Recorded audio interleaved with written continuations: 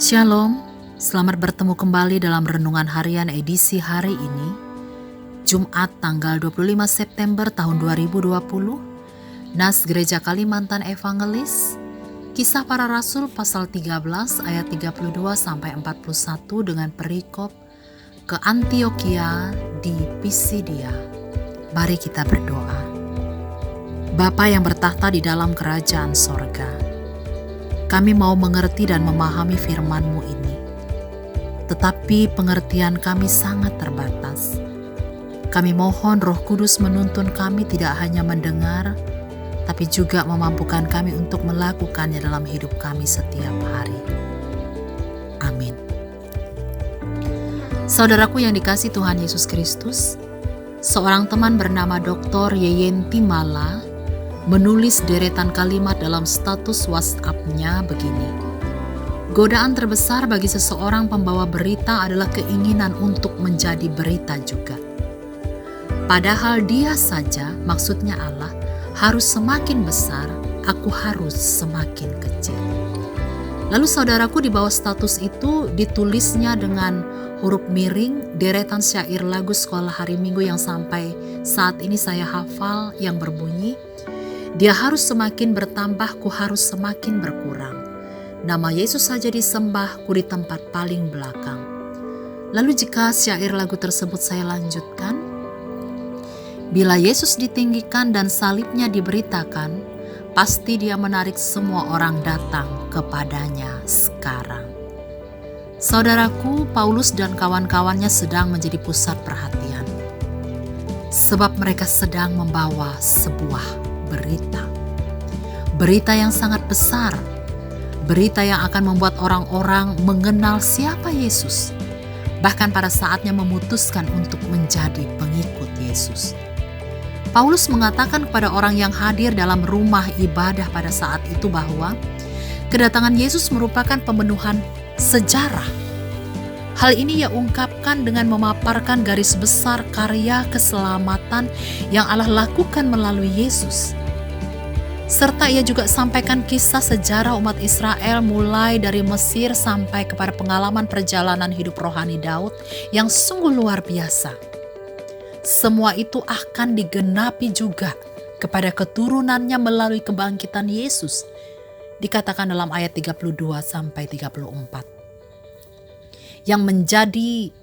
Yang memberikan pengampunan dosa bagi setiap orang yang berdosa yang tidak didapat dari hukum Musa, sebagaimana yang dipikirkan orang-orang pada waktu itu, dikatakan dalam ayat 39. Hal ini saudaraku mendapat respon yang sangat baik.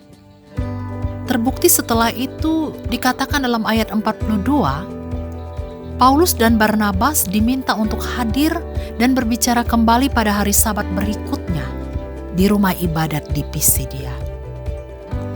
Saudaraku, mungkin menjadi pertanyaan bagi kita, mengapa mereka dipercayakan kembali untuk berbicara di rumah ibadah tersebut? Hal yang jarang sekali terjadi bagi orang-orang yang bukan menjadi bagian penting dalam sebuah rumah ibadah pada saat itu. Tidak lain saudaraku, karena apa yang mereka sampaikan adalah membangun dan menghibur umat, dikatakan dalam ayat 15. Dalam hal ini juga mereka fokus dengan sosok Yesus sebagai pusat berita. Mereka sama sekali tidak tergoda untuk turut menjadi sorotan karena membawa berita tersebut. Tujuan mereka tidak lain agar Yesus dikenal dan ada banyak orang yang diselamatkan, bukan malah mereka yang terkenal. Hal ini sangat jauh, bahkan terlintas di benak mereka pun tidak pernah ada. Sikap rendah hati, tulus dan murni inilah yang membuat mereka dipercaya untuk membangun dan menghibur jemaat di Pisidia. Saudaraku, karakter ini juga menjadi renungan bagi kita dalam kehidupan ini. Menundukkan ego diri sangat tidak mudah. Sebab dalam hal ini, sebagaimana hal yang dihadapi oleh Paulus dan kawan-kawannya, godaan terlalu besar agar diri sendiri juga menjadi dikenal dan terkenal.